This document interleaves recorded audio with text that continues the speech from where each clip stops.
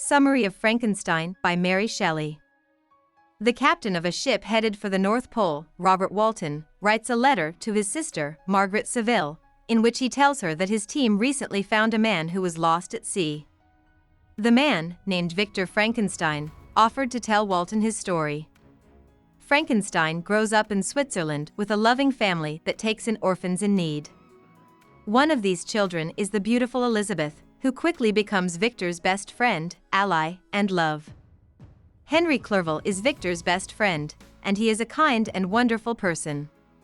Victor's mother died of scarlet fever right before he turns 17 and goes to the University of Ingolstadt. Victor is so interested in natural philosophy at Ingolstadt that he stops talking to his family and loses touch with them. Soon, he becomes the best in his field. Then, one night, he finds out the secret of life. Victor puts his information to use because he wants to make a new, noble race.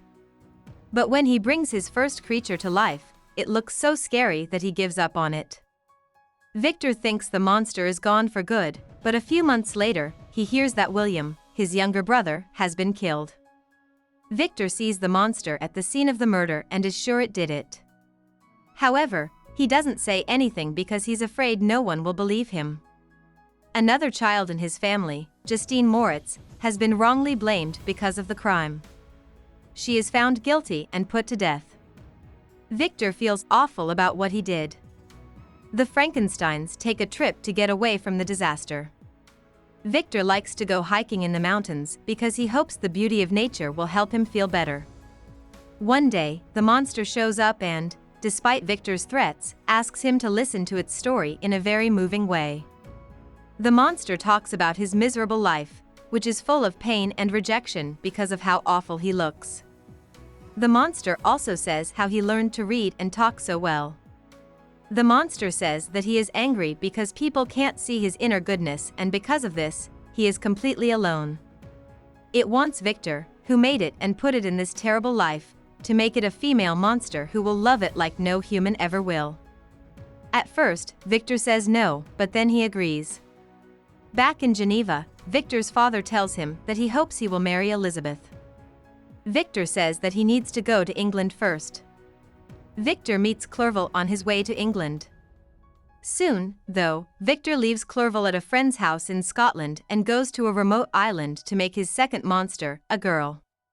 But one night, Victor starts to worry that the female monster could be even worse than the first one.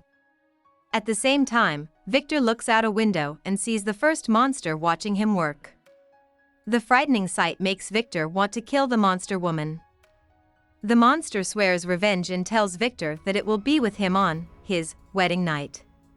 Victor takes the dead monster's body parts and throws them into the ocean. But when he gets back to land, he is accused of killing someone who was killed that same night.